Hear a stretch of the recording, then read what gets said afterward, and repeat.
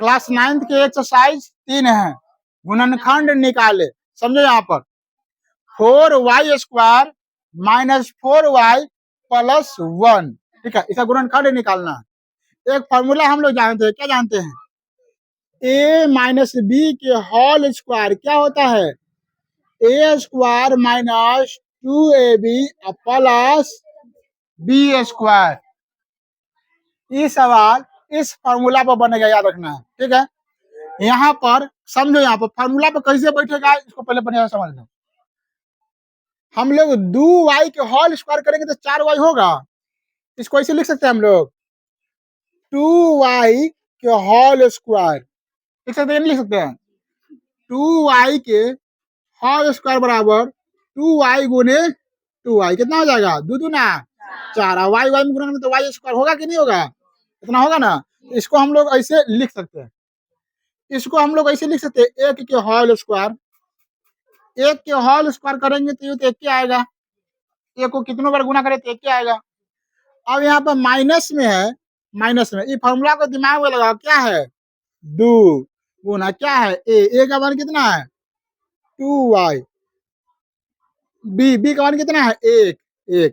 अभी हम लोग जो है ना ये फॉर्मूला पर सेट किया है, और इसको गुना करके देखो इतना आता है कि नहीं आता है।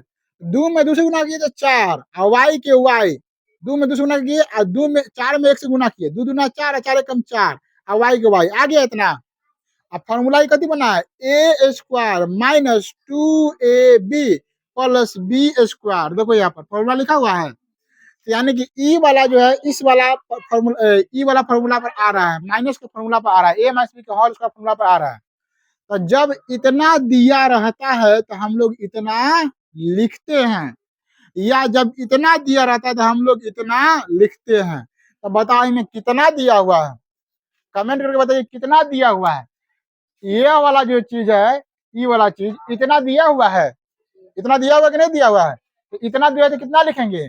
इतना लिखेंगे। तो इसके बदला पर हम लिखेंगे इतना, तो a है तो a का मान तो 2y है, तो 2y, माइनस b है तो b का मान 1 है तो 1, एक क्या होगा? Whole square. होल स्क्वायर तो इसी का मतलब में क्या होता है? 2 बार लिखना होता है। इसका मतलब क्या लिखना होता है? a minus B into a minus B, क्या बार? 2 बार। इसको 2 बार लिख देंगे, 2y minus 1 into 2y minus 1, 2 बार लिखा गया। तो गुणनखंड करने का मतलब क्या होता है कि कोई भी संख्या को 2 बार गुना के रूप में तोड़ना। गुणनखंड मतलब गुना के रूप में खंड करना 2 बार, उसी को बोलते हैं गुणनखंड। तो देखो यहाँ 2 बार लिखा गया है ना, अलग अलग लिखा गया, गुना के रूप में टूटा हुआ है, तो इसी को बोलते हैं गुणनखंड करना। ये दोनों को गुना कराएगा ना तो इतने आंसर आएगा। बात समझ में आया?